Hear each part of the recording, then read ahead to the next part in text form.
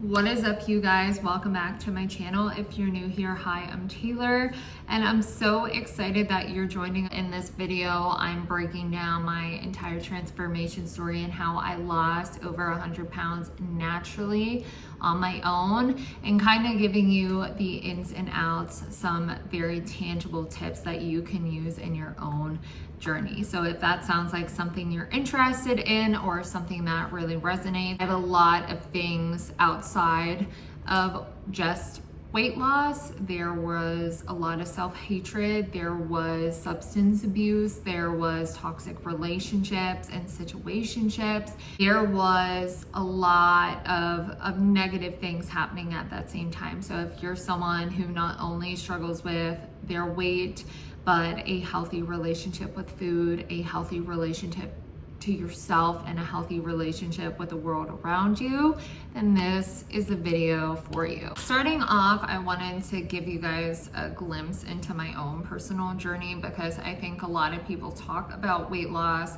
but it sounds as if it's just weight. And when you really look at those types of journeys, weight loss, fitness, whether it's gaining weight, losing weight, building muscle, any of those stories, there is a deeper issue. It's not just about the weight. It is the lack of confidence. It's the self-esteem issues, the self-image issues. It's the previous bullying experiences. It's being treated negatively by people. There are so many layers. So I thought by sharing my story and the extent of it, it would really help someone else, or at least make them feel a little bit less alone. So my story actually runs years. I'm 30, and I think my earliest memory of negative interactions with like peers or people around my weight was probably the 5th grade. I was playing tag and a girl made a comment about like me looking like I was going to eat her, and that is the earliest memory I have, and that is when I started questioning myself and my body and what I looked like and who I was. And then from there, those experiences just built, because that is where like my negative relationship to food and myself started forming. I don't exactly know how I started binging, but it was at a very young age. I struggled with binge eating and closet eating. And because I was always the chunkier girl, the chunkier cousin, I felt like I could not enjoy myself at holidays. I could not enjoy myself at parties. I stayed far away from the sweets and goodies because I thought, Plot twist, the fat girl's eating cake. At the time when I was growing up, it was the shake weight, the fad dieting, the diet pills, the slim fast, all of those were really circulating. I grew up in the early 2000s. That diet culture that existed then, I mean, diet culture still lingers now, but that was just such a different time. If you grew up in that time, I would not treat myself at those holidays or parties. I would come home and closet eat. I actually recall closet eating and binging getting so bad and so out of control. My emotions were also out of control. The older I got, I was constantly bullied. I constantly had anxiety, depression, just a lot of mental things going on as well. I started opting out of family events to stay home and eat. And that's when it really got bad. And if you've never had a binging episode, or maybe you have, you know that once you come down from it, it is the worst feeling in the world. Like, the shame is so bad. The guilt is just illuminating over you. It feels terrible. It's almost like this just disgust feeling. You feel so disgusted with yourself and the choices you just made. It's all stemming from nervous system regulation, which can be a different video in itself, like binge eating. Well, I struggled with that. I reached a point in high school where my parents were so great and handled it the best they could. My mom was trying to help me lose weight, help me get healthy. I would have very intense episodes where I would argue with her and it came down to my health and my weight, and it was hard. And I can only imagine how infuriating it was for her as well, because she wanted me to be healthy, but it like always backfired. At one point, my sophomore year of high school, I actually went on diet pills. It was very placebo effect because I thought they really did work. It was appetite suppressants. I would take 2 a day and magically I lost 30 pounds and thought like, wow, until I started plateauing out. I stopped believing in the pills, therefore stopped taking them. Therefore, it had the opposite effect and I gained the weight back. There are so many layers to my story, but I'm trying to encompass as many situations as I can. I could no longer do it anymore. I can no longer feel that way. And that is where I just started changing my life. It did not happen overnight. There were a lot of small little changes leading up to it that I made, but I stayed consistent because I made a promise to myself and I had just reached my breaking point to where I was done feeling like that anymore. Sometimes your rock bottom really does lead to transformation, but I don't want you guys to have to get there before you make a change. So I'm gonna kind of share the most I can in 6 very tangible tips. Like when I think back to my journey, what really stood out, what really helped me change. I think when people talk about weight loss, they talk about, oh, you just got to eat right and move your body. And yes, it is simple in that sense, but it's also not easy. So I want to give you 6 very tangible tips and break each down to talk about the root of change and how you can make this a sustainable lifestyle shift. What's on the menu? I want to buy a pizza. The first thing I would say when trying to lose weight is get to the root of the issue. My root of the issue obviously was my nutrition, but that came from a deeper issue, which was my self-hatred, which was my belief systems about myself and about nutrition. Identifying the root is the key. There are so many people who say, well, I want to lose weight prior to this event.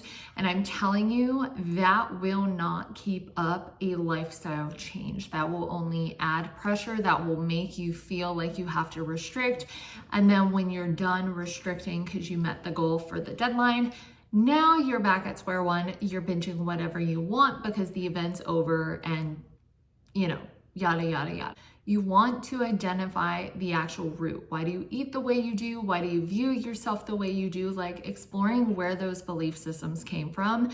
And if you're unfamiliar with how belief systems work, which again, I can make a whole separate video on this, but your belief systems are thought patterns that are repeated over and over and over again. So that girl on the playground that I talked about, that idea came from her and I reaffirmed it with my next experience. After that girl said that to me, a few weeks later, I had another negative interaction with a peer that was similar to that. So now I reaffirm that belief of like, yes, I'm fat. This is my body. I don't like it. So the more you repeat something over and over and over again, the more it becomes your belief. And that belief will be your perception, will be how you operate in the world. So in order to change sustainably and keep it off and maintain it, you have to identify the root and rewire your belief around it.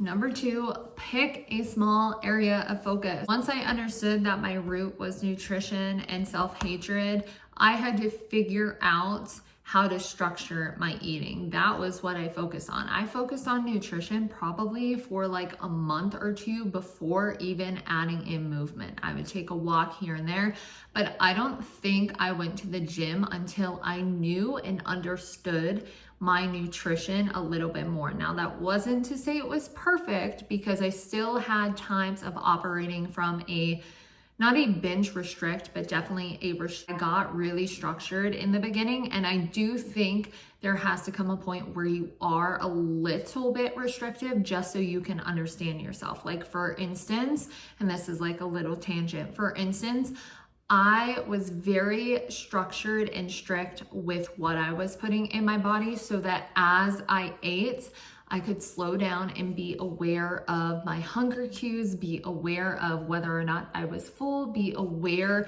of other things that were happening that would cause me to want to eat more or not enough. It is really important to structure your eating if nutrition is one of your bigger issues, and I can make a separate video on that as well. But picking a small area, whether it is going on a 5-minute walk every single day or 3 out of 7 days of the week, and then by week 3 now you added in a 4th day and then a 5th day, or you added time to it. Stop trying to do 0 to 100, because I assure you, I promise you, I tried it, it does not work. You see these people online, myself included, if you follow me on TikTok, you will see my extensive morning routine, and it may be like 6 to 10 steps. You may see a girl who has insane workouts, and I get comments all the time like, wow, I wish I ate as good as you.